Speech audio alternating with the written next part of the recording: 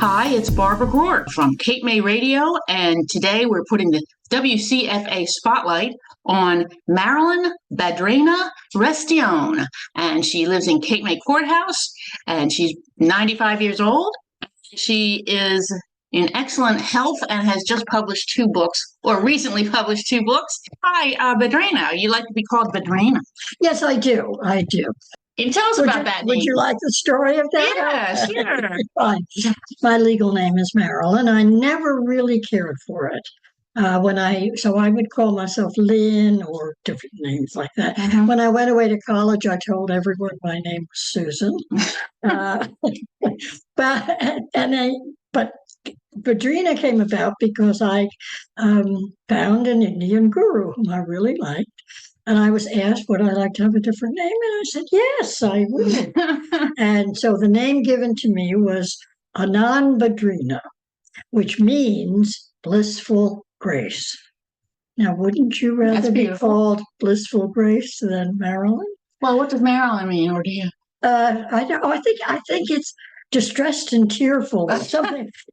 Based on Mary. Bitter. Mary's bitter. Mary yeah. Anyway, but I like Bhadrena. Well, that's interesting. And you tell a little bit about yourself in your memoir called A Treasure Hunt.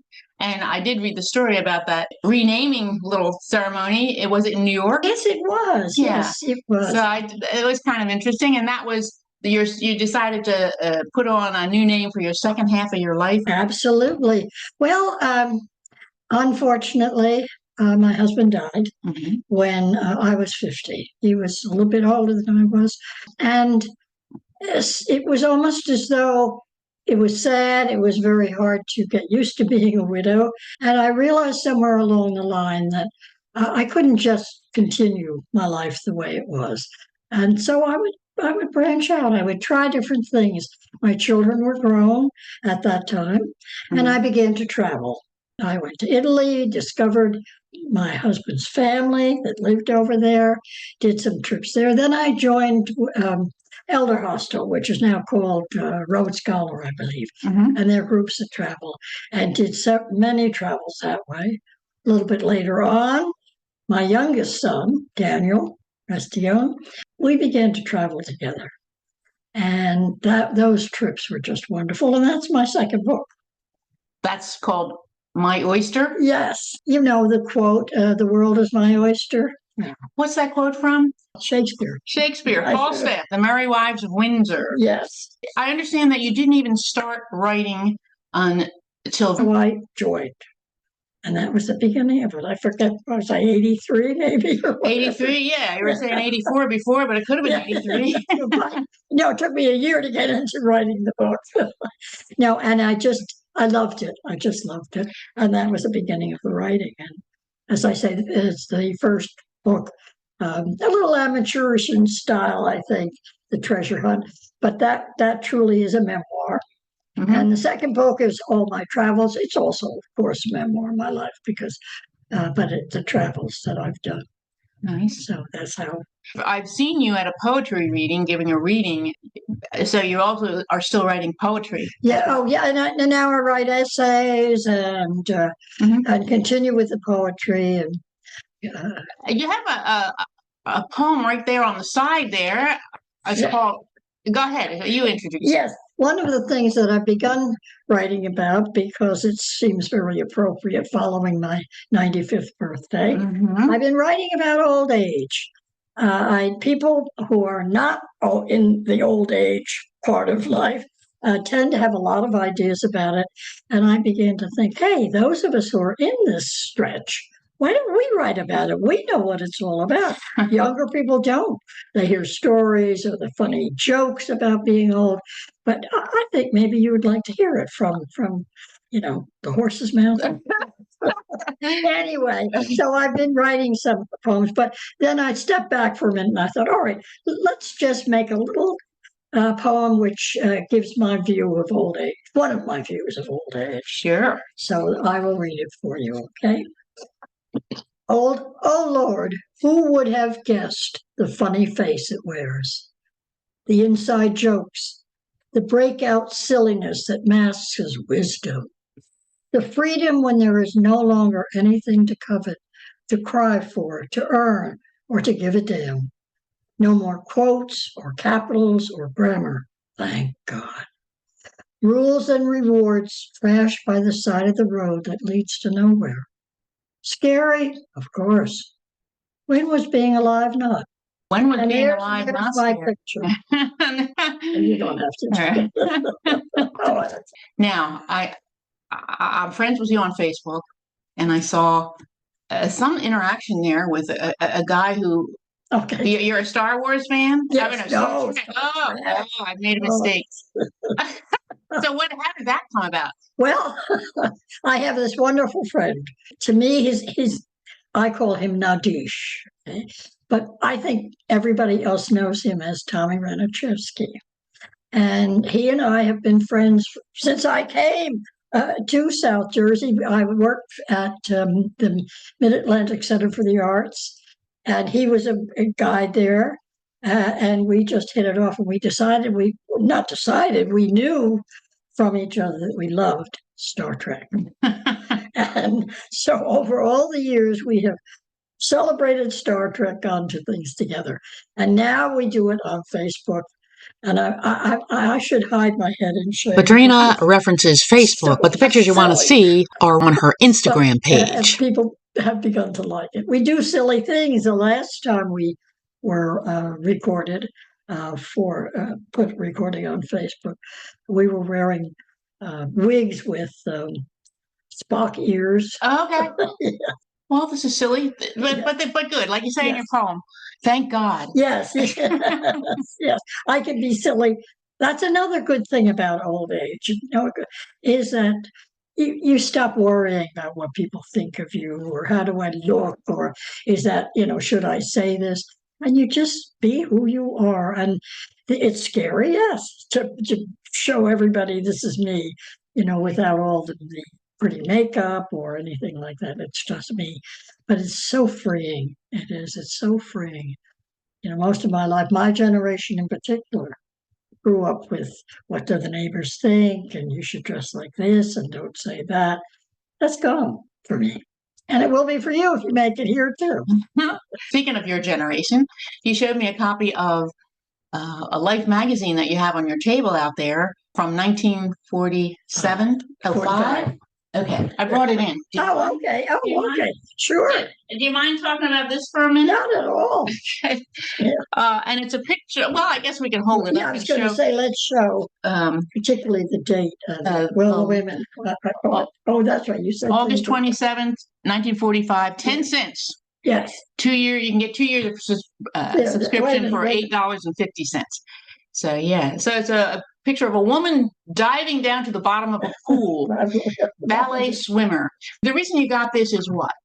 This isn't the real copy of the magazine. I was in a small museum of magazines and picked this out because it was 2 weeks only after the end of World War II. And there's a very famous picture which probably all of you have seen or know, okay? This is Times Square. VJ night. The war was ended on August 14th, and all over America, all the big cities had celebrations that went on all night. And this was a famous picture. The picture of the sailor kissing the girl. Is it? Well, now, that's not me, okay? I wish it was. That's not me. However, I'm in the crowd behind them. Because on VJ night, I was 17, just 17. I lived at that time just 13 miles from New York City, and just ran out, got on a bus on VJ night with my girlfriend, and the bus took us to Times Square. And so this is a picture of me in Times Square.